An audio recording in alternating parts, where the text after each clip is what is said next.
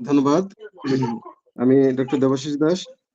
আজকে আপনাদের যে বিষয়ের উপর ক্লাস নিব, এটার নাম হচ্ছে হাইজিন অ্যান্ড পাবলিক হেলথ।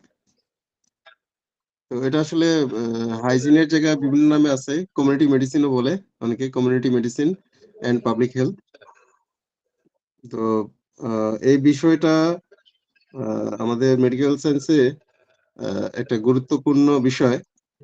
কেন গুরুত্বপূর্ণ? মানে আস্তে, আস্তে যখন আপনারা ক্লাসগুলো করবেন তখন এটা ফিল করতে পারবেন। তো আমি তাহলে এগিয়ে যাই। প্রথমেই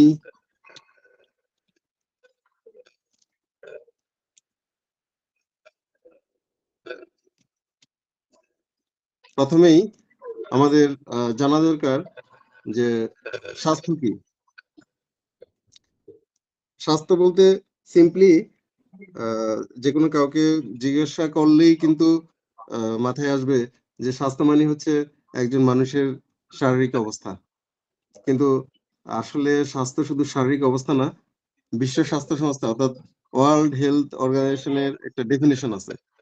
ওয়ার্ল্ড হেলথ অর্গানাইজেশন স্বাস্থ্যকে সংজ্ঞায়িত করেছে যেভাবে মানে ওয়ার্ল্ড হেলথ অর্গানাইজেশনের মতে স্বাস্থ্য বলতে একজন মানুষের শারীরিক অবস্থাই না, বরং শারীরিক, মানসিক এবং সামাজিক ৩ টা সুস্থ থাকাটাকেই স্বাস্থ্য হিসেবে ডিফাইন করেছে বা চিহ্নিত করেছে হচ্ছে ওয়ার্ল্ড হেলথ অর্গানাইজেশন। তার মানে আমরা চিকিৎসক হিসেবে আ স্বাস্থ্য বলতে শুধু কিন্তু একজন মানুষের শারীরিক অবস্থাটাকেই চিহ্নিত করব না। আমরা একজন চিকিৎসক হিসেবে বা আদর্শ চিকিৎসক হিসেবে স্বাস্থ্য বলতে একজন মানুষের ওই ৩ টা দিককে চিন্তা করেই কিন্তু আমরা স্বাস্থ্যকে বুঝে নেব। অর্থাৎ একজন মানুষের শারীরিক অবস্থা, মানসিক অবস্থা এবং সামাজিক অবস্থা। ৩ টা মিলিয়ে হচ্ছে একজন মানুষের স্বাস্থ্য। এখন হয়তো আপনাদের প্রশ্ন হতে পারে যে আ শারীরিক অবস্থা তো সেটা বুঝলাম যে স্বাস্থ্য। কিন্তু মানসিক অবস্থা সেটা আবার স্বাস্থ্য কিভাবে হলো? বা সামাজিক অবস্থা সেটা কিভাবে স্বাস্থ্য হলো?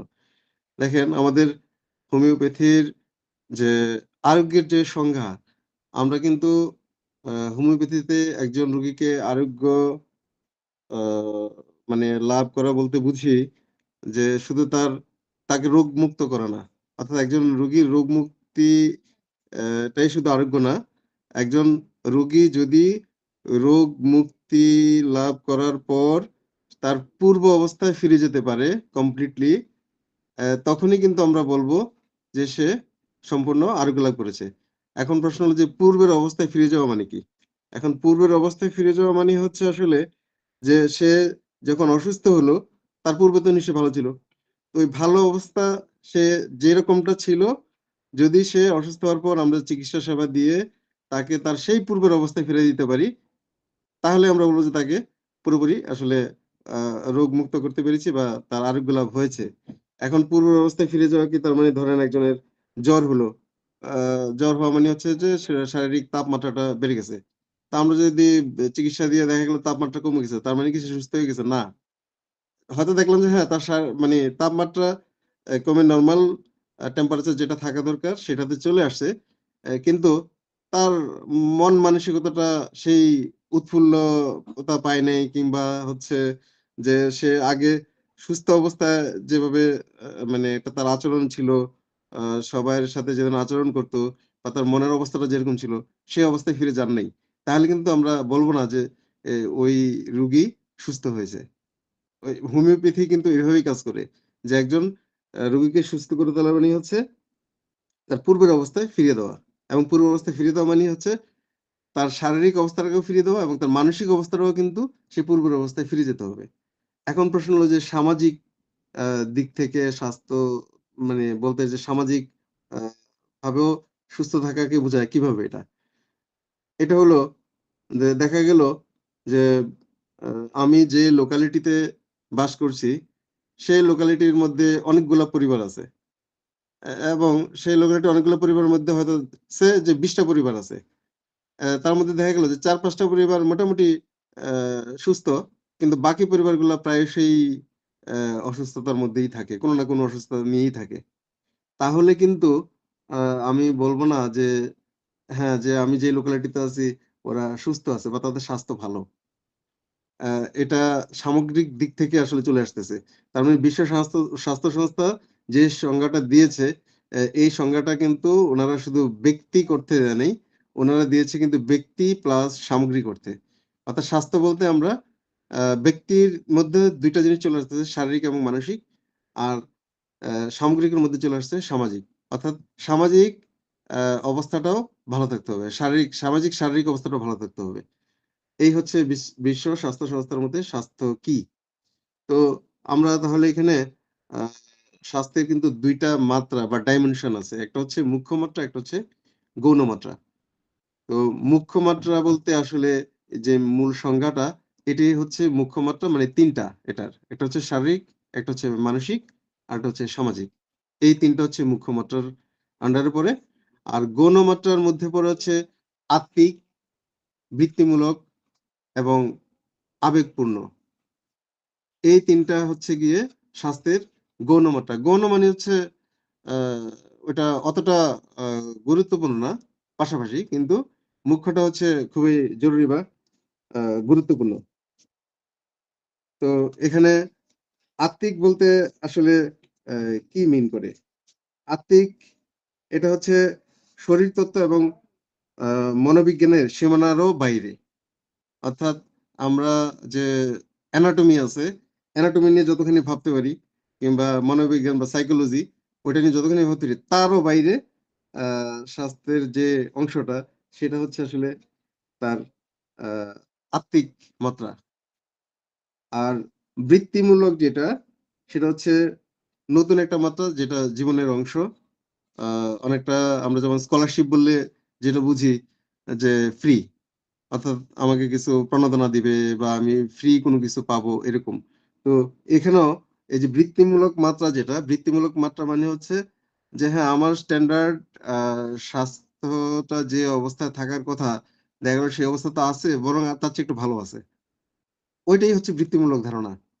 আর আবেগপূর্ণ যেটা সেটা হচ্ছে অনুভূতির সাথে সম্পর্কিত এবং যদি আমরা অন্যভাবে বলি কিছুটা মানসিক আ স্বাস্থ্য যেটা ওইটার সাথে সম্পর্কিত।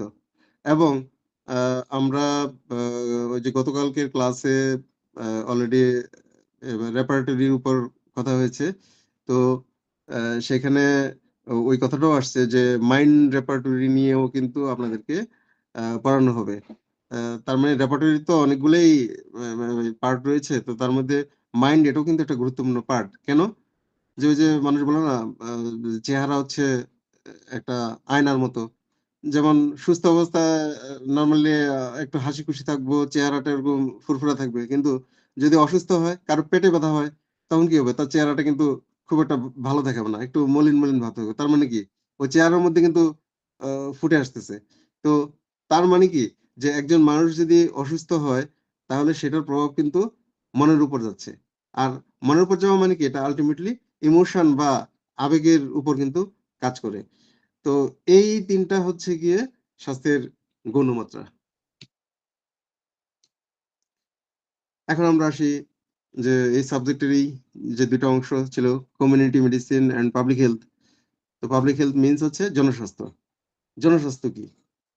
জনস্বাস্থ্য হচ্ছে চিকিৎসা বিজ্ঞানের এমন একটা বিভাগ আ যে বিভাগটা হচ্ছে সমাজের সামগ্রিক স্বাস্থ্যের সাথে জড়িত। ওই যে একটু আগে আমি বলছিলাম যে স্বাস্থ্যকে কিন্তু আমরা শুধু ব্যক্তি পর্যায়ে যদি চিন্তা করি তাহলে শারীরিক এবং মানসিক এই ২ টা অংশ চলে আসে।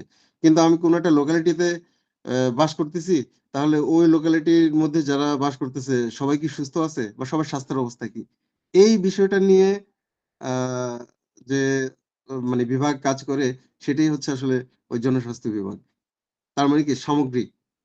তো এটা আরেকটু ব্যাপকভাবে বলতে গেলে সরকারি ও বেসরকারি সংগঠন, সমাজ ও ব্যক্তি কর্তৃক সংগঠিত প্রচেষ্টার মাধ্যমে বিজ্ঞান ও কলা-কৌশল যার মাধ্যমে রোগ প্রতিরোধ করা যায়, জীবন দীর্ঘায়িত করা যায়, সর্বোপরি স্বাস্থ্যের উন্নয়ন করা যায়, সেটাই হচ্ছে জনস্বাস্থ্য বা পাবলিক হেলথ।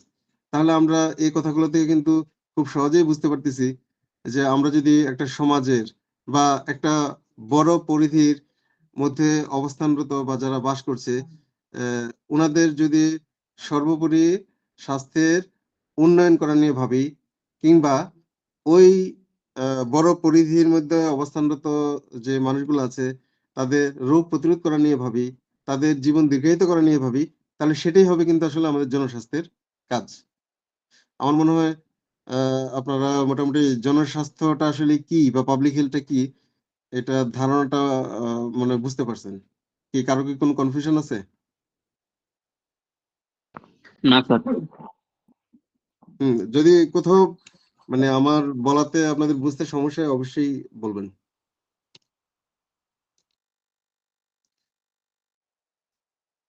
এখন দেখি যে কমিউনিটি মেডিসিন। আচ্ছা, মেডিসিন, কমিউনিটি মেডিসিন এবং ক্লিনিক্যাল মেডিসিন দুইটা জিনিস। কোনটা কি আসলে? কমিউনিটি বলতে তো আমরা এমনিতেই বুঝি যে আমরা ওই যে যেই লোকালিটিতে বাস করি, অনেক সময় থাকে না যে কমিউনিটি হসপিটাল, তার মানে কোনো একটা লোকালিটির জন্য হসপিটাল থাকে ওখানে, বা ক্লিনিক, কমিউনিটি ক্লিনিক থাকে, সরকারি পর্যায়ে থেকেই এটা আছে। তো কমিউনিটি মেডিসিন কি? কমিউনিটি মেডিসিন হচ্ছে আমরা যদি মানে অ্যাপ্লিকেশনের দিক থেকে চিন্তা করি, তাহলে যে মেডিসিন গুলা প্রতিরোধমূলক, উন্নয়নমূলক, আরোগ্যকারী এবং পুনর্বাসনমূলক, ওই মেডিসিন গুলো হচ্ছে কমিউনিটি মেডিসিন। তার মানে হচ্ছে কমিউনিটি ক্লিনিক বা একটা কমিউনিটি হসপিটাল বা কমিউনিটি স্বাস্থ্য সেবা কেন্দ্র কি নিয়ে কাজ করবে? একটা বড় ধরনের পরিধি নিয়ে কাজ করবে, যারা সমাজের মানুষের স্বাস্থ্যের উন্নয়নের জন্য সেখানে যে মেডিসিন গুলো ব্যবহার করবে সাধারণত প্রতিরোধমূলক, রোগ প্রতিরোধমূলক মেডিসিন, অথবা তাদের স্বাস্থ্যের উন্নয়ন হওয়ার জন্য যে মেডিসিন গুলো আছে সেই মেডিসিন গুলা, অথবা আরোগ্যকারী মেডিসিন। আরোগ্যকারী মিনস হচ্ছে যেমন আমরা খুবই বিশ্বব্যাপী যেটা একটা সাড়া দিয়েছিল যে COVID-19, corona virus. Corona virus আপনারা দুইটা টার্ম আছে যে ইপিডেমিক আর একটা হচ্ছে প্যান্ডেমিক। প্যান্ডেমিক এবং ইপিডেমিক এই দুইটা টার্মের সাথে কি আপনাদের পরিচিতি আছে? না স্যার। আচ্ছা, আহ, যখন নাকি আপনার কোনো মহামারী হয়, মহামারী মানে কি? যে গণহারে মানুষ ওটা দিয়ে আক্রান্ত হয়ে মানে বেশি বেশি মানুষ মারা যাবে।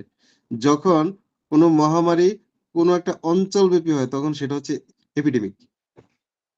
আর প্যান্ডেমিক হচ্ছে সেটা যদি বিশ্বব্যাপী হয় তখন এটা হচ্ছে প্যান্ডেমিক।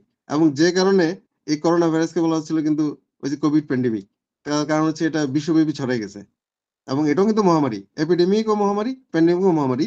দুইটার মধ্যে ডিফারেন্স হচ্ছে, যেমন আগে আগে এটা আমরা অনেকটা কি বলবো ইতিহাসের মতো মানে শুনেছি যে কলেরা আগে মানুষ মারা যেত, যে এরিয়াতে কলেরা হতো মানে অসংখ্য মানুষ কলেরা আক্রান্ত হয়ে মারা যেত।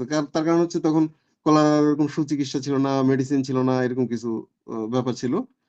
বা ওই যে বসন্ত হয়ে যে এরিয়াতে মানুষ আক্রান্ত হতো ওই এরিয়ায় মানুষ মানে সব মরে শেষ হয়ে যেত। তো ওগুলো ছিল এপিডেমিক। আর যেটা বিশ্বব্যাপী ছড়ায় যাবে সেটা হয়ে যাবে তখন প্যান্ডেমিক। তো আমি মানে এই দুইটা টার্মে আসছি এই জন্য, ওই যে আরোগ্যকারী। আরোগ্যকারী মানে হচ্ছে ধরেন যে কোনো একটা লোকালিটিতে এই ধরনের কোনো এপিডেমিক ডিজিজে মানুষ আক্রান্ত হয়ে পড়ছে, তখন ওই মানুষগুলোকে, তার মানে কি ওই লোকালিটিকে, তার মানে হচ্ছে কমিউনিটিকে যদি আমি সুস্থ করতে যাই, যে মেডিসিন গুলো অ্যাপ্লাই করবো সেগুলো হচ্ছে আরোগ্যকারী মেডিসিন, আরোগ্য লাভ করবো। এবং সেটা কিন্তু ব্যক্তি পর্যায়ে না শুধু, সেটা হচ্ছে সমষ্টিক ভাবে, যে আমি টোটাল একটা লোকালিটি, একটা কমিউনিটিকে আমি মানে সেবা প্রদান করতেছি এবং একটা মহামারী থেকে এদেরকে রক্ষা করতেছি। পুনর্বাসন, পুনর্বাসন মানেই হচ্ছে যে হ্যাঁ ওদেরকে আমি রোগ মুক্ত করলাম, কিন্তু রোগ মুক্ত করার সাথে সাথে কিন্তু ওরা ওই যে পূর্বের অবস্থায় ফিরে না যাওয়া পর্যন্ত ওরা কিন্তু সুস্থ না। এবং আপনারা জানেন, দেখেছেনও যে যারা করোনা আক্রান্ত হয়েছে, কিংবা অনেক আগে ওই যে চিকুনগুনিয়া হয়েছিল, ডেঙ্গু হয়েছিল, দেখবেন যারা আক্রান্ত হয় চিকিৎসা নেওয়ার পরেও কিন্তু কিছুদিন যাবত দুর্বল থাকে, শরীরে ব্যথা থাকে, অনেক সমস্যা। তো এই যে সমস্যাগুলো, তার মানে কি তিনি কি পুরোপুরি সুস্থ হয়েছে? না, কারণ তিনি তো আক্রান্ত হওয়ার আগে অনেক ভালো ছিল। হয়তো ওনার মানে রোগ থেকে এমনিতে মুক্তি পেয়েছেন, কিন্তু ওনাকে বলা যাবে না যে উনি সুস্থ, তার কারণ উনি পূর্ব অবস্থায় ফিরে যেতে পারেন নাই। তো ওই পূর্বের অবস্থা ফিরে যাওয়ার জন্য হচ্ছে পুনর্বাসন। তো পুনর্বাসনমূলক স্বাস্থ্যসেবা তার মানে হচ্ছে যে আমি চিকিৎসা সেবা দিব, দিয়েই বাস যে হ্যাঁ ভালো হয়ে গেল, সেটা না। কিন্তু আমাকে চিকিৎসা সেবা দিয়ে ফলো আপ করতে হবে যে ওই রোগী কি পূর্বের অবস্থায় ফিরে গেছে কি না। যতক্ষণ পর্যন্ত পূর্বের অবস্থায় ফিরে না যাবে ততক্ষণ পর্যন্ত কিন্তু আমাদের স্বাস্থ্য সেবা কমপ্লিট না। এটা মানে হচ্ছে হোমিওপ্যাথির কনসেপ্ট। তো তার মানে আমরা কমিউনিটি মেডিসিন, এটা কিন্তু আরেকটু এখন ধারণাটা আমার মনে হয় ব্রড হয়েছে সবার। সেটা হলো যে মেডিসিন গুলা আমরা একটা সোসাইটির জন্য বা একটা কমিউনিটির জন্য অ্যাপ্লাই করব, এবং কি জন্য? প্রতিরোধমূলক মেডিসিন হবে সেগুলা, রোগ প্রতিরোধ করার জন্য, স্বাস্থ্যের উন্নয়নের জন্য, অথবা বড় কোনো প্যান্ডেমিক থেকে বা ওই যে এপিডেমি থেকে আরোগ্য লাভ করানোর জন্য এবং পুনর্বাসন করার জন্য যে মেডিসিন গুলো আমরা ইউজ করব, সেগুলো হচ্ছে কমিউনিটি মেডিসিন। ক্লিনিক্যাল মেডিসিন কি? ক্লিনিক্যাল মেডিসিন হচ্ছে সরাসরি রোগীর চিকিৎসার সাথে সম্পর্কযুক্ত স্বাস্থ্যসেবা, মানে তাৎক্ষণিক। ধরেন আপনি গাড়ি থেকে পড়ে হঠাৎ করে পা মচকে গেছে, কাছে একটা কোনো একটা ক্লিনিকে গেলেন, আপনাকে সেখানে হয়তো পেইন কিলার-টিলার দিয়ে বা ব্যান্ডেজ করে ছেড়ে দিল। ওখানে যে মেডিসিন গুলো এপ্লাই করলো সেগুলোই হচ্ছে ক্লিনিক্যাল মেডিসিন। তার মানে এটা হচ্ছে তাৎক্ষণিক চিকিৎসার জন্য এই মেডিসিন গুলা ব্যবহার হয়, এবং এগুলা সাধারণত ব্যক্তি পর্যায়ে ব্যবহার হয়। একজন বা ধরেন যে কোনো পরিবারে একসাথে ২ জন আহত হইছে, দুর্ঘটনা পড়ে ২ জন গেছে। মানে ওটা সমষ্টিক না কিন্তু। আর বাট কমিউনিটি মেডিসিন কাজ করবে ওই যে সমষ্টিকভাবে, একটা সোসাইটি, একটা কমিউনিটির জন্য। তার মানে এই সাবজেক্ট কিন্তু আসলে মানে স্বাস্থ্য সেবার যে কলাকৌশল বা যে ধারণাগুলা, এই সাবজেক্ট কিন্তু আসলে দিচ্ছে আপনাকে ব্যাপক পর্যায়ে বা বড় পর্যায়ে স্বাস্থ্যসেবা দেওয়ার জন্য এই সাবজেক্ট। এখন আমরা দেখি যে আ স্বাস্থ্য প্রশাসন কি? আজকে আসলে যেহেতু এই ক্লাসটা একেবারেই ফান্ডামেন্টাল বা কনসেপচুয়াল ক্লাস হবে, এজন্য টার্ম গুলো একটু আমি ইয়ে করছি। স্বাস্থ্য প্রশাসন কি? স্বাস্থ্য প্রশাসন এটা হচ্ছে জনপ্রশাসনের একটা অংশ। আহ, আমি আরেকটু বলি, আমি কিন্তু এমনিতে আবার জব করি জনপ্রশাসন মন্ত্রণালয়ে। আসলে এই যে স্বাস্থ্য প্রশাসন যেটা আমাদের দেশের, এটা কিন্তু জনপ্রশাসন মন্ত্রণালয়ের পার্ট। এবং এটার কাজ কি? এটা হচ্ছে স্বাস্থ্য উন্নয়ন সংক্রান্ত বিষয় নিয়ে কাজ করে। যদিও এটা জনপ্রশাসন মন্ত্রণালয়ের সরাসরি কাজ করে না, তার আন্ডারে হচ্ছে অধিদপ্তর আছে, মানে স্বাস্থ্য অধিদপ্তর। স্বাস্থ্য অধিদপ্তর ওই কাজগুলো করে, বাট এটা হচ্ছে সেই জনপ্রশাসন মন্ত্রণালয়ের আন্ডারে থাকে এবং জনপ্রশাসনের পার্ট। তো আহ, মানে আমাদের বাংলাদেশে আহ, এই স্বাস্থ্য সেবার যে প্রশাসনিক কাঠামো, প্রশাসনিক কাঠামোটা কেমন এটা একটু জানা দরকার। এটা হচ্ছে জাতীয় পর্যায়ে আছে। জাতীয় পর্যায়ে যেমন স্বাস্থ্য পরিবার কল্যাণ মন্ত্রণালয় আছে, স্বাস্থ্য অধিদপ্তর আছে। এটা হচ্ছে সরকারের জাতীয় পর্যায়ে। তারপরে আছে বিভাগীয় পর্যায়ে, মানে আরেকটু রুট লেভেলে যাওয়া। তারপর আছে জেলা পর্যায়ে, তারপর আছে উপজেলা পর্যায়ে, ইউনিয়ন পর্যায়ে এবং কমিউনিটি পর্যায়ে। আসলে এখানে এই যে স্ট্রাকচার বা প্রশাসনিক কাঠামোটা, এই পুরোটাই কিন্তু সরকারের। মানে সরকার কিন্তু এইভাবেই কাঠামোটা তৈরি করেছে যাতে একেবারে রুট লেভেলের মানুষগুলো স্বাস্থ্যসেবা পেতে পারে। তো কিভাবে পাবে? যেমন আমরা দেখতেছি একদম নিচের লেভেল হচ্ছে কি কমিউনিটি পর্যায়ে। তার মানে কি ওখানে কমিউনিটি ক্লিনিক থাকবে। তাহলে ছোটখাটো কোনো সমস্যা হলে মানুষ কি করবে? কমিউনিটি ক্লিনিকে যাবে। ওখানে গিয়ে স্বাস্থ্যসেবা নিবে। যদি দেখা যায় যে ওখানে কমিউনিটি ক্লিনিকের যে ডাক্তার আছেন, উনি দেখলো যে তার যে শারীরিক সমস্যা, আ মানে ওই রোগীর সমস্যাটা পুরাপুরি উনি কিউর করতে পারবেন না। তারপর উনি করবেন কি যে একটা প্রাথমিক সেবা দিয়ে রেফার করবেন হচ্ছে ইউনিয়ন পর্যায়ে। দেখা গেল যে ইউনিয়ন পর্যায়ে গিয়েও এটা হবে না, তাহলে যাবে উপজেলা পর্যায়ে। উপজেলা পর্যায়ে না হলে যাবে হচ্ছে জেলা পর্যায়ে। জেলা পর্যায়ে না হলে যাবে বিভাগীয় পর্যায়ে। দেন হচ্ছে জাতীয় পর্যায়ে, মানে কি মেগা সিটি। মনে করেন যেমন আমাদের রাজধানী শহর ঢাকা অথবা চট্টগ্রাম আছে, এরকম মেগা সিটি গুলোতে যাবে। কিন্তু এই যে গভর্নমেন্টের একটা স্ট্রাকচার করা আছে স্বাস্থ্য সেবা প্রদানের জন্য, গভর্নমেন্ট সেভাবে চিন্তা করেই করছে যে মানুষ কিন্তু এভাবে স্বাস্থ্য সেবাগুলো নিবে। কিন্তু বিষয়গুলো আসলে মানে ওইভাবে হচ্ছে না। প্র্যাকটিসটা ওইভাবে হচ্ছে না। মানুষ কি করে আজকাল?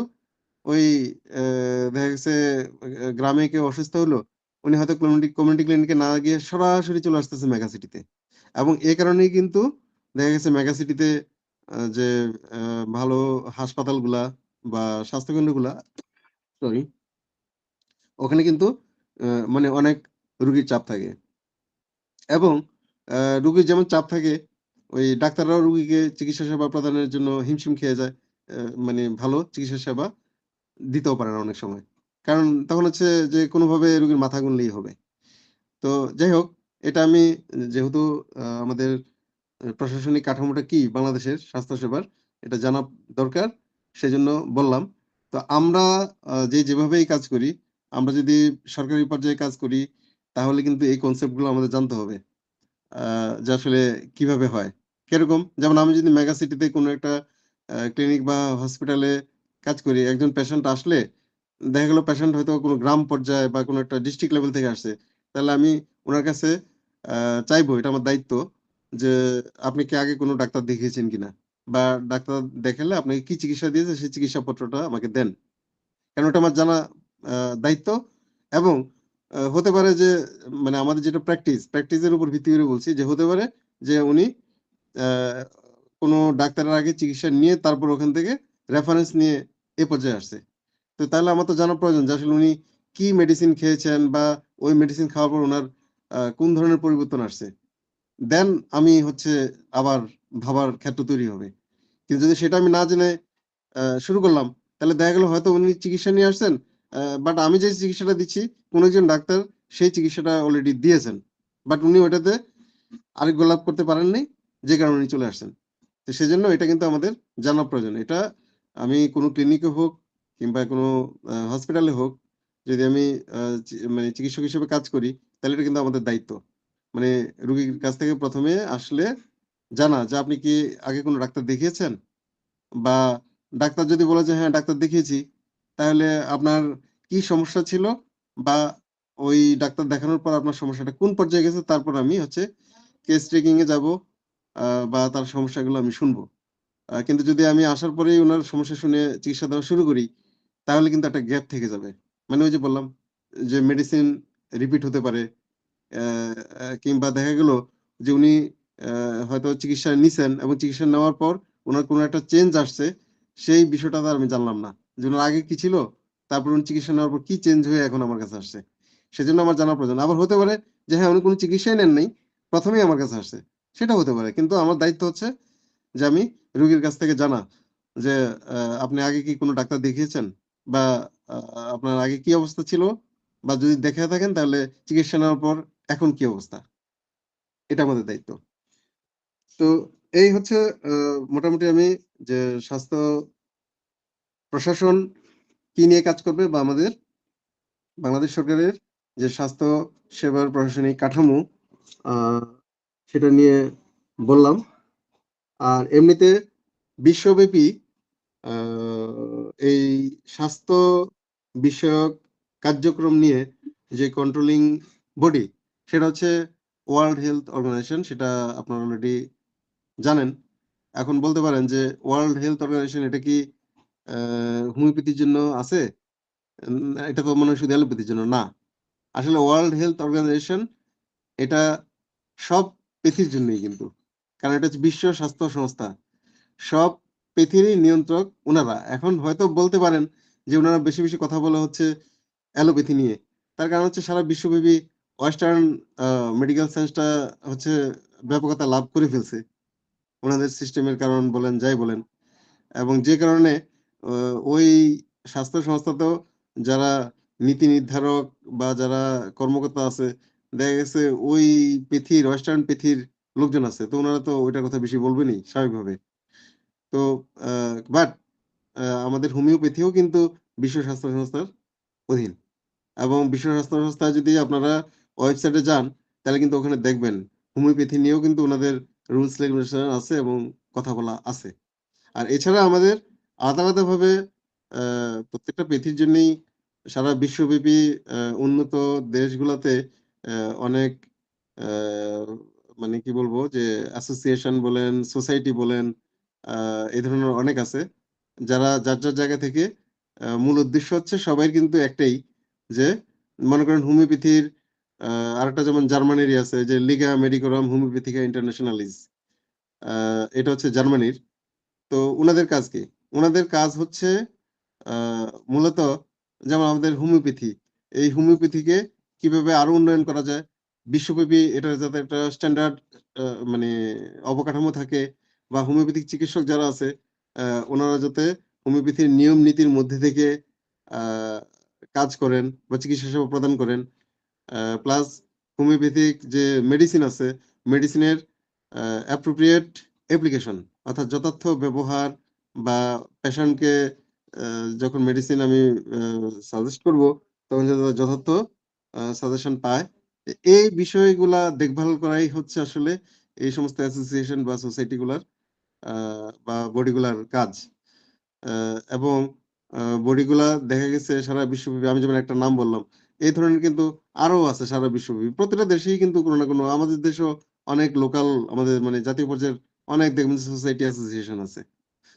যারা নাকি, যাদের কিন্তু প্রত্যেকেরই মূল উদ্দেশ্য হচ্ছে কি, যে এই মেডিকেল শিক্ষাটাকে সামনের দিকে এগিয়ে নেওয়া যাওয়া, এবং মানুষের কাছে যাতে এই চিকিৎসা পদ্ধতিটা আহ, মানে আরো বিশ্বস্ত হয়ে ওঠে এবং আরো পপুলার হয়ে ওঠে, সেজন্য যাতে প্রত্যেক চিকিৎসক মানে আদর্শ নীতি নিয়ে বা যথার্থ জ্ঞান নিয়ে চিকিৎসা প্রদান করতে পারে, এইগুলাকে ইমপ্রুভ করাই হচ্ছে আসলে এইসব অ্যাসোসিয়েশন বলেন, বডি বলেন, বা সোসাইটি বলেন, এদের মূল কাজ।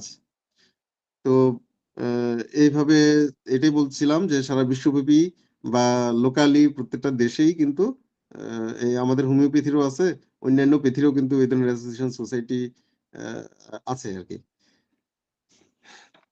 তো আজকে মূলত,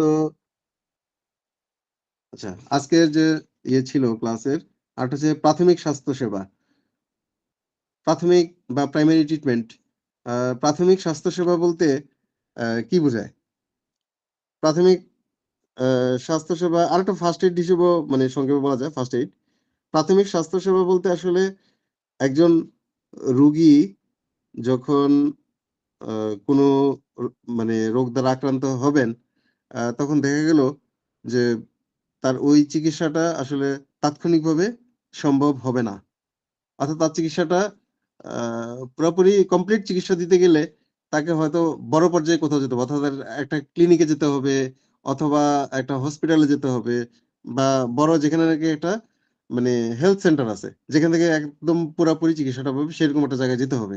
কিন্তু ওই রুগীটা যখন প্রথমে রোগাক্রান্ত হলেন, তাকে তো ওই পর্যন্ত যাওয়ার আগের যে মানে সময়টা, ওই সময়টাতে তাকে প্রাথমিকভাবে আমাকে চালায় নিতে হবে। ওই চালায় নেওয়ার জন্য আমরা হয়তো কিছু প্রাথমিক ওষুধপত্র দিতে পারি আমাদের হাতের কাছে। তার মানে রোগীর অবস্থা অনুযায়ী বা তার লক্ষণ অনুযায়ী যেই ওষুধপত্রগুলো থাকবে ওগুলা দিয়ে তাকে প্রাথমিকভাবে চিকিৎসা সেবা প্রদান করে তারপর আমরা হচ্ছে তাকে যে উপযুক্ত জায়গা সেখানে নিতে পারি। আর যদি হাতের কাছে ওইরকম কমপ্লিট ট্রিটমেন্ট দেওয়ার মতো ব্যবস্থা থাকে তাহলে তো কোনো কথাই নেই। তো প্রাথমিক স্বাস্থ্যসেবা বলতে আসলে ওটাই বোঝায় যে প্রাথমিকভাবে একজন রোগীকে মানে স্বাস্থ্যসেবা প্রদান করা। তো প্রাথমিক স্বাস্থ্যসেবার মধ্যে আরো যে বিষয়গুলা খুব বেশি বেশি আসে, যেমন কেউ হয়তো পড়ে গিয়ে হাত কেটে ফেললো, বা একটু ওই যে বললাম একটু আগে যে ব্যথা পেলো পায়ে, বা পা মচকে গেল, সেই ক্ষেত্রে আমরা প্রাথমিক কি দিতে পারি মেডিসিন, যেমন আমাদের হোমিওপ্যাথিতে আছে যে আঘাতজনিত ইয়ের ক্ষেত্রে হচ্ছে আমরা আর্নিকা মন্টানা এই মেডিসিনটা অ্যাপ্লাই করি। তো আমরা হয়তো দেখা গেল যে হ্যাঁ, ওই রুগী পড়ে পা মচকায় গেছে, তাকে কিন্তু আমরা প্রাথমিকভাবে হয়তো ১ ডোজ আর্নিকা মন্টানা খাওয়াই দিতে পারি। খাওয়াই দিয়ে তারপর যদি এমন হয় যে মচকায় গেছে, তাকে এক্স-রে করার দরকার হইতে পারে যে আসলে মচকাইছে কিনা, নাকি ফেটে গেছে ভিতরে, নাকি ভেঙেই গেছে। তো তার আগে কিন্তু আমরা, যেহেতু সে আঘাত পেয়ে ব্যথা তো পাইছে, তো তাকে আমরা কিন্তু আর্নিকা মন্টানা ১ ডোজ খাওয়াই দিতে পারি। তারপর হচ্ছে পরবর্তী চিকিৎসার জন্য তাকে ওই যে হয়তো এক্স-রে করানো হলো, বা একটা আরো বড় জায়গায় পাঠায় যে তার কমপ্লিট যে সমস্যাটা কি জেনে সেভাবে চিকিৎসা সেবা প্রদান করা যায়। তো এই হচ্ছে আমাদের প্রাথমিক স্বাস্থ্য সেবাটা কিন্তু কখনো, কখনো গুরুত্বপূর্ণ। আ কিংবা ওই যে মানে আমাদের হোমিওপ্যাথিতে তো অনেক মিরাকল চিকিৎসা আমরা অনেক সময় দিয়ে থাকি। এটা মানে মোটামুটি সবাই স্বীকার করে। মানে যারা হোমিওপ্যাথিতে অনেকে বিশ্বাসী না, এরাও কিন্তু মাঝে, মাঝে স্বীকার করে বসে। কিরকম বিষয়টা? যেমন আমি এটা গত সপ্তাহের একটা ব্যাপার। ওই একজন হচ্ছে আপনার ওই যে চিকেন দিয়ে ভাত খেতে গিয়ে কোনোভাবে যা হাড় চিবাতে গিয়ে মনে হয় হাত তো চিবে ভাঙছে, এখন এটা খেতে গিয়ে গলার ভিতরে হচ্ছে আটকে গেছে। আটকে গেছে মানে কি, হয়তো ওই যে ভাঙা টুকরা তো বিঁধে গেছে আর কি। এখন ওই পেশেন্ট হচ্ছে ঢাকা মেডিকেলে গেছে, যাওয়ার পরে ওনারা নাকি এক্সরে করে তেমন কিছু পাচ্ছে না। তারপরে ঢাকা মেডিকেল বলছে যে এটা তাইলে অপারেশন করা ছাড়া উপায় নেই, মানে খুব চিৎকার চেঁচামেচি আর কি। যাই হোক, এখন অপারেশন করা মানে কি, একটা গলা অপারেশন করে তারপর ওটা বের করবে।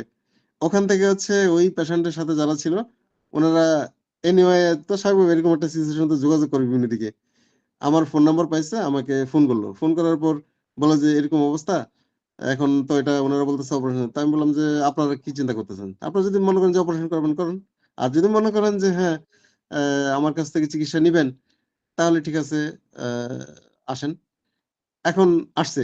আসার পর আমি ট্রিটমেন্ট দিছি এবং দেওয়ার পর উপরওয়ালার ইচ্ছায় মানে ২ দিন পর পেশেন্ট সুস্থ। তো এখন এই বিষয়টা কিন্তু পেশেন্ট নিজেই বলে যে মিরাকল। যে মেডিসিন খেয়ে কি সুন্দর এটা ইয়ে হয়ে গেল, আর ওখানে তো বলছে যে অপারেশন করে এটা ইয়ে করতে হবে। এখন আমি এটা বলছি না যে আমি অপারেশনের বিরুদ্ধে কথা বলতেছি।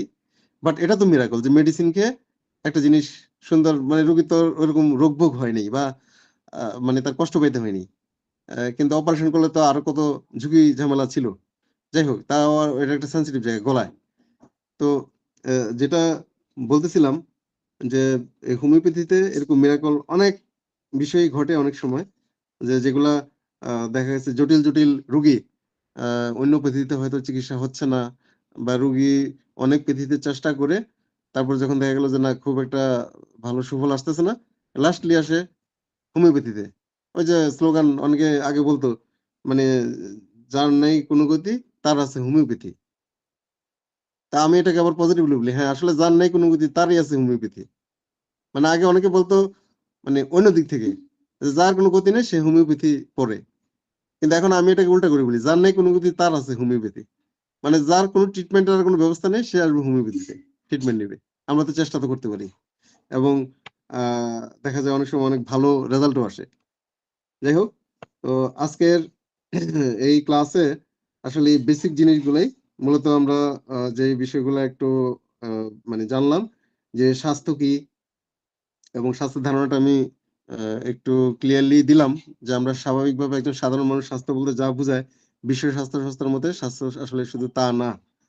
তারপরে আ আমরা জানলাম হচ্ছে জনস্বাস্থ্য কি, তারপর আ হলো যে আ কমিউনিটি মেডিসিন কি, আ তারপর হলো ক্লিনিক্যাল মেডিসিন কি, আ সেই সাথে আমরা বাংলাদেশের মানে বাংলাদেশ সরকারের যে স্বাস্থ্যসেবার প্রশাসনিক কাঠামোটা কি সেটাও একটু জানলাম, এবং স্বাস্থ্য প্রশাসন আসলে কে বা কোথায় বা কার আন্ডারে আছে বাংলাদেশ সরকারের, এটাও জানলাম। এবং আ সারা বিশ্বের যে আ মূল আ মানে স্বাস্থ্য বিজ্ঞানের যারা কন্ট্রোলার, তারা কে? WHO, মানে ওয়ার্ল্ড হেলথ অর্গানাইজেশন। সেটা আপনারা অলরেডি জানেন। আমি আবারও বললাম। আর সেই সাথে সেটাও আপনারা জানেন যে সারা বিশ্বব্যাপী সব দেশেই আ প্রত্যেকটা পৃথিবীরই আ বিভিন্ন অ্যাসোসিয়েশন, সোসাইটি বা বাংলায় বললে সংগঠন আছে। যাদের আসলে মূল উদ্দেশ্য একটাই, যে যেই প্যাথির অ্যাসোসিয়েশন সেই প্যাথিকে সামনের দিকে এগিয়ে নিয়ে যাওয়া, এবং সেই প্যাথির সাথে সম্পৃক্ত চিকিৎসকরা যাতে আ ওই চিকিৎসা বিজ্ঞানের আ মানে প্রপার নিয়ম নীতি মেনে এবং আদর্শভাবে চিকিৎসা সেবা প্রদান করতে পারে, সেই জিনিসগুলা দেখভাল করা। তো এই ছিল আজকের আ মানে একদম প্রাথমিক আরকি ক্লাসের বিষয়বস্তু। এখন আপনাদের যদি কোথাও কোনো প্রশ্ন থাকে আমাকে করতে পারেন।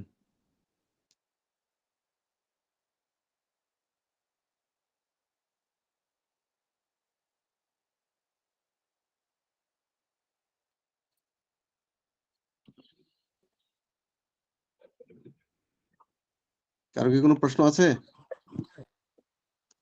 স্যার আমি বলতে চাচ্ছিলাম যে হেলথ ইজ অর্গানাইজেশন যে হোমিওপ্যাথি নাকি ওরা বলে আমাদের হোমিওপ্যাথি নাকি সমস্যা, ওই হোমিওপ্যাথি চিকিৎসার মধ্যে কোনো উপকার নাই বা এরকম কিছু লোক কথা বলে, এই বিষয়ে যদি একটু বলতেন। আচ্ছা। এটা মানে ওয়ার্ল্ড হেলথ অর্গানাইজেশন কেন? এটা তো আমাদের দেশেও আমরা কিন্তু অনেকের মুখে শুনি যে হোমিওপ্যাথিতে তো আসলে মেডিসিনের ওষুধ তো এক্সকিউজ মি, যদি আপনাদের কারো মনে হয় ইয়েটা অন আছে, মাইক্রোফোনটা অফ রাখলে নয়েজটা হবে না। হ্যাঁ, তো এটা আমাদের দেশেও আমরা অনেকের মুখেই তো অনেক সময় শুনি যে হোমিওপ্যাথি ওষুধের মধ্যে কি ওষুধ আছে কিনা এরকম কোনো প্রমাণ নাই। এটা কিন্তু আমরা অনেক সময় শুনি। তো এখন প্রশ্ন হলো, যদি স্বাভাবিকভাবে বলি, মানে আমি একেবারে সায়েন্টিফিক ইয়াতে যদি না গিয়ে স্বাভাবিকভাবে বলি, যদি হোমিওপ্যাথিক ওষুধে ওষুধ নাই থাকে, তাহলে মানুষ সুস্থ হয় কি করে? মানে একজন রোগী কিভাবে সুস্থ হয়? মানে ওখানে তো নিশ্চয়ই আ মানে এমন কোনো ব্যাপার থাকে না যে জাদুমন্ত্র করে দিয়ে ডাক্তাররা সুস্থ করে দিচ্ছে। তা তো না। নিশ্চয়ই ওখানে ওষুধ আছে। হ্যাঁ, এখন বলতে পারেন যে তো তাহলে ওষুধ হলে প্রমাণ করতে পারে না কেন? এখন আসলে হোমিওপ্যাথি যে ডক্টর স্যামুয়েল হ্যানিম্যান তার যে প্রিন্সিপাল অফ হোমিওপ্যাথিতে যে বিধানগুলা লিখে গেছেন, তার মধ্যে তো একটা বিধান আছে। যেটা হচ্ছে সূক্ষ্ম মাত্রায় কাজ করবে। হোমিওপ্যাথি কিন্তু অ্যালোপ্যাথির পুরা উল্টা। যেমন অ্যালোপ্যাথি ডাক্তাররা কি করে? যে একজন মানুষের জ্বর হইছে, অ্যা হয়তো দেখা গেল যে সকালে একটা প্যারাসিটামল খান, বিকেলে একটা প্যারাসিটামল খান। যখন দেখা গেল না জ্বর কমতেছে না, তখন বলল না ৩ বেলায় ৩ টা খান। কমতেছে না ডাবল ডোজ দেন। সকালে ২ টা খান, বিকেলে ২ টা খান। তার মানে দেখা যাচ্ছে অ্যালোপ্যাথিতে কিন্তু মানে আ রোগ শক্তির তীব্রতা যত বাড়ে, উনারা ওই মেডিসিনের তীব্রতা মানে মেডিসিনের পাওয়ারটা আরো বাড়ায় দেয়। মানে মেডিসিনের পরিমাণটা বাড়ায় দিচ্ছে। বাট হোমিওপ্যাথি কিন্তু উল্টা। আপনি যদি স্থূল মাত্রায় মেডিসিন এপ্লাই করেন, তাহলে কিন্তু তার রোগ আরো বেড়ে যাবে উল্টা। আপনাকে সূক্ষ্ম মাত্রায় এপ্লাই করতে হবে। এবং আ আপনারা আ যে প্রুভিং যখন করা হয় মেডিসিন গুলা, তখন কি করা হয়েছে? যে আসলে একটা মেডিসিন প্রুভিং এর ক্ষেত্রে আগে দেখছেন হ্যানিম্যান কি? যে আ যিনি প্রুভার মানে যার উপর মেডিসিনটা এপ্লাই করা হয়েছে, স্থূল মাত্রায় যখন এপ্লাই করা হয়েছে, তার মধ্যে কি সিম্পটম গুলা আসছে?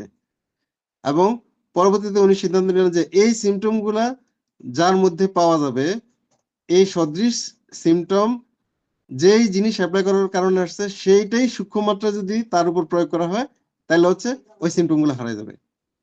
এখানে আবার হচ্ছে ওই যে নিউটনস ল, আপনারা নিউটনের ৩য় সূত্র কম বেশি সবাই জানেন। এই যে প্রত্যেক ক্রিয়ার সমান এবং বিপরীত প্রতিক্রিয়া আছে। এখানে কিন্তু হচ্ছে আবার ফিজিক্স, মানে হোমিওপ্যাথিতে এখানেও কিন্তু ফিজিক্স আছে।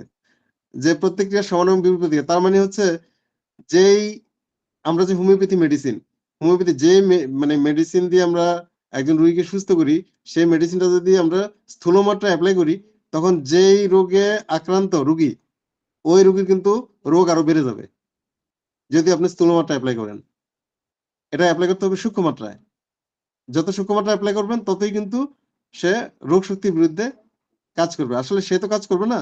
মূলত কাজ করে হচ্ছে জীবনী শক্তি। জীবনী শক্তিকে এম্পাওয়ার করবে ওইটা। আচ্ছা, এখন আপনার প্রশ্নটা ছিল যে ওই বিশ্ব স্বাস্থ্য সংস্থা যে হোমিওপ্যাথি মেডিসিন নিয়ে একটু মানে কন্ট্রাডিক্টরি কথাবার্তা। আসলে বিষয়টা হচ্ছে ওইটাই। যে এখন সূক্ষ্ম মাত্রাটাতে আমি কেন গেলাম? এইজন্য সূক্ষ্ম মানে হচ্ছে ন্যানো। এবং আপনারা এখন জানেন যে ওয়ার্লড ওয়াইড সবকিছু কিন্তু গবেষণা চলতেছে ন্যানো টেকনোলজি নিয়ে। যে ন্যানো টেকনোলজি নিয়ে মেডিকেল সায়েন্স কে অনেক ডেভেলপ করা যাবে। তারপর ন্যানো টেকনোলজি দিয়ে এই করা যাবে, সেই করা যাবে। এই যে দেখেন না পারমাণবিক আ শক্তি দিয়ে কিন্তু সব ধ্বংস করে দেওয়া যায়। তো পরমাণু কত সূক্ষ্ম। সেখানে আণবিক শক্তির চেয়েও কিন্তু পারমাণবিক শক্তি অনেক শক্তিশালী। কিন্তু অণু হচ্ছে পরমাণুর চেয়ে বড়। তার মানে কি সূক্ষ্ম জিনিসটার কিন্তু মানে পাওয়ারটা হচ্ছে অনেক বেশি। এখন ব্যাপারটা হলো যে হোমিওপ্যাথিতে মেডিসিন আছে কি নাই? আ এখানে যদি আমি বলতে যাই, আমি বলব যে অবশ্যই মেডিসিন আছে। তো তাহলে প্রমাণ কি? প্রমাণ কি হচ্ছে আমাদের তো ওইভাবে আসলে ওই যে রিসার্চ ইনস্টিটিউট গড়ে ওঠে নাই। আছে আমাদের বাংলাদেশে? কোন সরকারিভাবে হোমিওপ্যাথিক রিসার্চ ইনস্টিটিউট নাই। ইন্ডিয়াতে আছে, মুম্বাইতে। এবং অলরেডি কিন্তু মুম্বাইতে যেটা ইন্ডিয়া আ আ মানে ন্যাশনাল আ হোমিওপ্যাথিক কাউন্সিল যেটা এনএসসি ইন্ডিয়ান ওই যে সল্ট লেকে ওই ন্যাশনাল আ হোমিওপ্যাথিক কাউন্সিলের আমি একটা প্রতিবেদন দেখেছিলাম। তো উনারা বলছে ওখানে যে অলরেডি মুম্বাইতে কিন্তু এই যে হোমিওপ্যাথিতে মানে ন্যানো পর্যায়ে মেডিসিনের উপস্থিতি আছে, সেটা অলরেডি রিসার্চ এ বেরিয়ে আসছে এবং উনারা এটা কিন্তু অলরেডি পাবলিশ করবে। আর সবচেয়ে বড় কথা হচ্ছে ওই যে সাধারণভাবে তো বলতে গেলে বলতেই হবে যে যদি ওখানে মেডিসিনই না থাকে তাহলে মানুষ সুস্থ হয় কি করে? মানে নিজে নিজে তো আর সুস্থ হয়ে যায় না। অবশ্যই আছে। হ্যাঁ, এটা গেল আমি বিভিন্ন লজিক্যাল দিক থেকে বললাম। আরেকটা দিক হলো যে পৃথিবীতে কিন্তু এরকম অনেক বিষয় আছে, অনেক কিছু আছে, অনেক ঘটনা ঘটে যেগুলোর কিন্তু আপনি লজিক বা এখনো বিজ্ঞান প্রমাণ করতে পারে নাই। যে হ্যাঁ, ওই জিনিসটা এই কারণে হচ্ছে। কিন্তু ঘটতেছে এটাকে কিন্তু অস্বীকার করতে পারবে না। বারমুডা ট্রায়াঙ্গেল যেখানে নাকি কোনো জাহাজ গেলে হারায় যায়। ওখানে কি ঘটতেছে ওটা কিন্তু এখনো পুরোপুরি বিজ্ঞান স্বচ্ছভাবে মানে বের করতে পারে নাই যে কি ঘটতেছে। কিন্তু এই যে বারমুডা ট্রায়াঙ্গেলে গেলে সব জাহাজ হারায় যায়, এটা তো সত্যি। এটা তো মানতেই হবে, মানতেছেও। সায়েন্টিস্টরাও মানতেছে। কিন্তু কিভাবে হচ্ছে সেটা তো কেউ ব্যাখ্যা দিতে পারে না। তো তাইলে কি বলবে যে বারমুডা ট্রায়াঙ্গেল মিথ্যা? এরকম কিন্তু অসংখ্য ঘটনা আছে পৃথিবীতে যেগুলোর ব্যাখ্যা আজও সায়েন্স দিতে পারে নাই বা এখনো গবেষণা পর্যায়ে আছে। বাট ঘটনাগুলো ঘটতেছে। তো ঘটনাগুলো যেহেতু ঘটতেছে সেটা মানতেই হবে। তা আমি ঠিক সেম লজিক দিয়ে বলবো যে হোমিওপ্যাথিরও হয়তো ওখানে যে ন্যানো পর্যায়ে মেডিসিন আছে সেটা তো রিসার্চ সেন্টারে আমাদের দেশেও নাই। থাকলে হয়তো গবেষণা হয়তো প্রমাণ করতে পারতো। কিন্তু আছে যে সেটা অবশ্যই সত্য। এটা আজকে না হোক, ২ দিন পরে হোক, ৫ দিন পরে হোক, ২ বছর পরে হোক, এটা বেরিয়ে আসবেই। এবং এটা মানতেই হবে যদি মেডিসিন নাই থাকতো তাহলে মানে রোগী কিভাবে সুস্থ হয়? আমি মনে হয় কিছুটা ধারণা দিতে পারছি। জি স্যার। আর কারো কোনো প্রশ্ন? স্যার একটু পিছনের স্লাইডে যাবেন, হ্যাঁ, শিওর। যেখানে শারীরিক, মানসিক এবং সামাজিক স্বাস্থ্যের কথা বলা হয়েছে। এটা? হ্যাঁ জি স্যার। হ্যাঁ, হ্যাঁ। স্যার আমি বলতে চাচ্ছি, শারীরিক স্বাস্থ্য সম্বন্ধে আমাদের কম বেশি একটি ধারণা আছে। এটি অনেকটাই দেখা যায় এবং স্পর্শও করা যায়। কিন্তু স্যার মানসিক যে স্বাস্থ্য, এই মানসিক স্বাস্থ্যটা সেখানেও আমি অনুভব করি যে রুগী যদি নিজের সম্পর্কে ভালো অনুভব করেন, তিনি যদি অন্যদের সঙ্গে স্বাচ্ছন্দ্য বোধ করেন, এ জীবনের দাবি যদি তিনি পূরণ করতে পারেন, তাহলেই সে মানসিকভাবে একজন সুস্থ। কিন্তু আমার একটা প্রশ্ন স্যার, এই যে সামাজিক স্বাস্থ্য, এই সামাজিক স্বাস্থ্যটা কিভাবে পূরণ করা সম্ভব?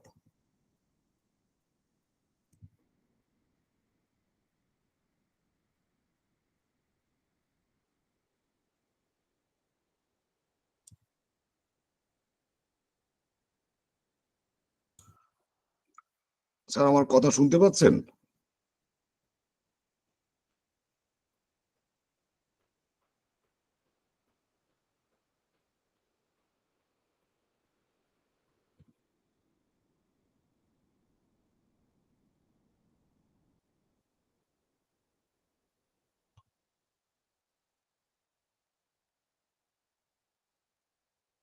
দেবাশিস স্যার?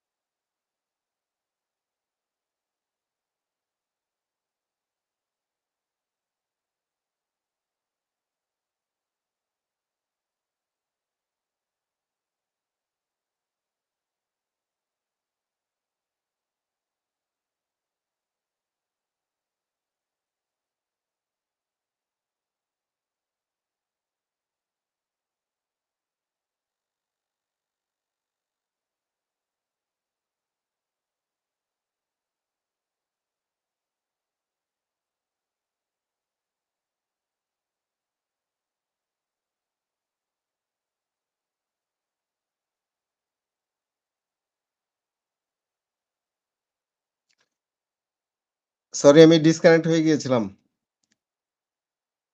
স্যার আমি বলতে চাচ্ছিলাম এই কথাটা হুম যে WHO মতে স্বাস্থ্য বলতে একজন মানুষের শারীরিক অবস্থাকেই বোঝায় না, বরং একজন মানুষ শারীরিক, মানসিক ও সামাজিক ভাবে সুস্থ থাকাটাকে বোঝায়। হ্যাঁ, এই তো, তাহলে এটাই। এই যে হ্যাঁ, শারীরিক স্বাস্থ্য বলতে আমরা কম বেশি সবাই বুঝি, এটাকে যেমন দেখা যায় বা স্পর্শ করা যায়, রাইট। কিন্তু মানসিক স্বাস্থ্যটা তো শুধু অনুভব করা যায়। যেমন একজন রোগী তার নিজের সম্পর্কে ভালো অনুভব করেন, অন্যদের সঙ্গে স্বাচ্ছন্দ্য বোধ করেন, নিজের দাবি নিজে পূরণ করতে পারেন। কিন্তু যে সামাজিক যে স্বাস্থ্যটা, এই হুম সামাজিক স্বাস্থ্যটা উন্নীতকরণের পথ কি আছে স্যার? সামাজিক স্বাস্থ্যটা উন্নতিকরণের জন্যই তো হচ্ছে এই যে কমিউনিটি স্বাস্থ্যসেবা, এবং এই জন্যই কিন্তু আমরা এই সাবজেক্টটা পড়বো। মানে আমরা পড়বো বলতে যে এই জন্যই কিন্তু এটা আমাদের মেডিকেল শিক্ষায় অন্তর্ভুক্ত করা হয়েছে, এই যে community medicine and public health. অর্থাৎ আমরা জনস্বাস্থ্য সেবাটা আহ, কিভাবে দিব। ওই যে একটু আগে আমি যে কথাগুলো বললাম আর কি, যে আমি যদি কোনো ধরেন প্যান্ডেমিকে আমার সমাজ আক্রান্ত হয়, সেক্ষেত্রে তো আমাদের চিকিৎসক হিসেবে দায়িত্ব আছে যে একটা মহামারী হয়েছে, সেক্ষেত্রে কি শুধু আমি আমার পরিবারকেই শুধু সুস্থ করব, না আমার আশপাশে যারা আছে, যেহেতু এটা প্যান্ডেমিক বা মহামারী, তাহলে তো আমার দায়িত্ব চিকিৎসক হিসেবে যে না আমার সমাজকেও কিন্তু সুস্থ করতে হবে। ওই স্বাস্থ্য সেবাটা মানে কিভাবে দিতে হবে, বা যেটা বলা হয় যে জনস্বাস্থ্য সেবা কিভাবে দিতে হবে, সেই ধারণাগুলা অর্জন করার জন্যই কিন্তু আসলে এই সাবজেক্ট। স্যার এটা এটা আমার মনে হয় যেন এটাকে কমিউনিটি হেলথ না বলে সোশ্যাল হেলথ বলাটাই ভালো। হ্যাঁ, হ্যাঁ, সামাজিক স্বাস্থ্য ওই টার্ম আছে। আপনি যেটা বলছেন একদম রাইট। মানে কমিউনিটি, ওই যে ধাপটা গেছে কিভাবে, কমিউনিটি মানে হচ্ছে একদম ছোট পর্যায়ে আর কি, একটা কমিউনিটির মধ্যে। আর আপনি যেটা বলছেন যে ওই সোসাইটাল হেলথ, আসলে একই জিনিস। মানে এটাকে কমিউনিটি টার্মটা নিয়ে আসছে। আর এটাকে যদি আপনি বলেন যে সোসাইটাল হেলথ কেয়ার, এটাও কিন্তু রং না, এটাও ট্রু। যেমন দেখেন, আহ, আমরা কিন্তু মোটামুটি যারা হোমিওপ্যাথিক চিকিৎসক আছি, এই যে কোভিডের সময় কি করলাম, মানে আমরা কেন, বিভিন্ন দেশেই এই তখন দেখা গেছে যে অ্যালোপ্যাথি যে ইয়েগুলো আছে, স্বাস্থ্যকেন্দ্রগুলো আছে, ডাক্তাররা কি করলো, যে সব হাসপাতাল ছেড়ে কিন্তু যার যার বাসায় অবস্থান করছে। এটা তো আপনারা জানেন, তাই না? ওই যে কোভিডের সময় কিন্তু এই তখন কিন্তু যারা এই যে হোমিওপ্যাথিক চিকিৎসক ছিল, না আরেকটা কারণ ছিল কি, যে অ্যালোপ্যাথিতে কিন্তু ওরকম নির্দিষ্ট কোনো মেডিসিন তখন কিন্তু ইয়া হয় নাই, বের হয় নাই, এই যে করোনা চিকিৎসার জন্য। ওই যখন যে ডাক্তার দেখা গেছে আনুমানিক ভাবে যে হ্যাঁ এই মেডিসিন খেলে মোটামুটি ইয়ে ভালো হচ্ছে, এটাই দিচ্ছে, এরকম একটা ব্যাপার। কিন্তু আমরা কম বেশি মোটামুটি সবাই কিন্তু ওই যে আর্সেনিক অ্যাল্প, হেলথ এই মেডিসিনটা কিন্তু কম বেশি আমার মনে হয় বেশিরভাগ হোমিওপ্যাথি চিকিৎসকই বেশিরভাগ বেশিরভাগ হোমিওপ্যাথিক চিকিৎসকরাই দিতেছে এবং তারা আশানুরূপ ফলও। আসার ফলও আসছে। তাহলে ফলও আসছে। দেখেন আমরা কিন্তু মানে কি বলবো, হাসতে, হাসতে খেলতে, খেলতে মানে অনেকটা বলবো কি মনের অজান্তেই বিষয়টা এরকম আরকি, যে মনের অজান্তেই যে আমরা কিন্তু বিশাল বড় একটা সামাজিক দায়িত্ব কিন্তু আমরা কোভিডের সময় পালন করেছি, এবং এটা কিন্তু এই যে পাবলিক হেলথ কেয়ার এর আন্ডারে কিন্তু পড়ে। আমরা তখন যে সেবাটা দিয়েছি ওটা কিন্তু পাবলিক হেলথ কেয়ার এর মধ্যে পড়ে। মানে যেটা বলা হচ্ছে এই জনস্বাস্থ্য সেবা। কারণ এটা কিন্তু এমন না যে আমরা শুধু মানে ঘরের মানুষগুলোর দিকেই তাকিয়েছিলাম। আমরা কিন্তু আশপাশেও হয়তো একটা পরিচিত কোনো কলিগ হোক বা পরিচিত জন হোক, যে হ্যাঁ, ওই কোভিডের এবং তখন কিন্তু আমরা দেখেন আমার একটা স্লাইডে অলরেডি আমি যে বলছিলাম ওখানে ওই যে প্রতিরোধমূলক, উন্নয়নমূলক, আরোগ্যকারী, এগুলো হচ্ছে কমিউনিটি মেডিসিনের ভূমিকা। এবং সেক্ষেত্রে কিন্তু এই যে আর্সেনিক হেল্প ওই যে প্রতিরোধমূলক কাজ কিন্তু করছে। অবশ্যই। তাই না? তো তাহলে আমরা কিন্তু তখন অলরেডি দেখেন এই যে হোমিওপ্যাথিক চিকিৎসকরা যে সময় মানুষ ডাক্তার খুঁজে পাচ্ছিল না হসপিটাল গুলাতে, মানে খুব চরম খারাপ অবস্থা ছিল আরকি। ডাক্তার খুঁজে পাচ্ছিল না, গেলে আইসিইউ নাই, কত মানুষ আইসিইউর অভাবে মারা গেছে। কিন্তু আবার অনেকেই দেখা গেছে অসংখ্য মানুষ মা আ আ মানে দেখা গেছে যে নীরবে এসে হোমিওপ্যাথিক চিকিৎসকদের কাছ থেকে ওই যে আর্সেনিক হেল্প খাইছে, সুস্থ ছিল। এবং আমার কাছ থেকেই অনেক অ্যালোপ্যাথিক ডাক্তারও আমার জানা মতে আমার কাছ থেকে কিন্তু এই ইয়ে নিছে, কি জানে আর্সেনিক অ্যালব নিছে এবং খাইছে। ট্রিটমেন্ট নিছে। হ্যাঁ, ট্রিটমেন্ট নিছে। এবং আমি কিন্তু ওই কোভিড-19 এর সময় নারায়ণগঞ্জ, আপনাদের মনে আছে কিনা, ওই যে রেড অ্যালার্ট জোন হিসেবে ঘোষণা করছিল সরকার। কারণ ওখানে বেশি আক্রান্তের সংখ্যা ছিল। এবং আমি কিন্তু নারায়ণগঞ্জে ওখানে মানে আমি তো একা না, ওখানে 30 জনের একটা হোমিওপ্যাথিক টিম কাজ করছে, আমি ছিলাম ওখানে। মানে আমিও স্বাস্থ্যসেবা দিছি আচ্ছা। ওই নারায়ণগঞ্জে। যে সময় নাকি মানে কোনো ডাক্তার খুঁজে পাওয়া যাচ্ছিল না কোনো হসপিটালে। Red zone. রেড জোনে ওখানে গিয়ে আমি প্রতিদিন গিয়ে আমি স্বাস্থ্যসেবা দিছি। এবং যদিও মানে ইয়ে ঝুঁকি এড়ানোর জন্য দেখা গেছে হয়তো ওই যে পড়ে যেতাম। কিন্তু আমি যখন বাসায় এসে ঢুকতাম, মানে এটা আপনাদের সাথে শেয়ার করি, যেমন বাসার মালিক আমার দিকে চোখ বড় করে তাকায় থাকতো যে আমি ওখান থেকে আসছি এই যে করোনার পেশেন্ট দিয়ে। কারণ হচ্ছে তখন তো ডাক্তারই খুঁজে পাওয়া যাচ্ছে না। এরকম একটা ব্যাপার আরকি। তো যাই হোক, তো এখানে বিশ্ব স্বাস্থ্য সংস্থার যে সংজ্ঞাটা এটা ঠিকই আছে। মানে বিশ্ব স্বাস্থ্য সংস্থা সামগ্রিকভাবেই সংজ্ঞাটা দিয়েছে। যে স্বাস্থ্য বলতে আমরা আসলে শুধু শারীরিক, এটা তো সবাই জানে যে স্বাস্থ্যের ১ম ইয়েটাই শারীরিক আসতেছে, তার সাথে মানসিক রিলেটেড। কিন্তু সামাজিক বলতে আসলে ওই সাইডটাকে কভার করার জন্যই কিন্তু এই সংজ্ঞার মধ্যে নিয়ে আসছে আরকি। যে যদি কোনো প্যান্ডেমিক হয়, তো তখন কি করবে? তখন স্বাস্থ্যসেবা দিতে হবে না? সেটাও তো স্বাস্থ্যের অবশ্যই। মধ্যেই পড়ে। এটাই। আর কারো কোনো প্রশ্ন আছে?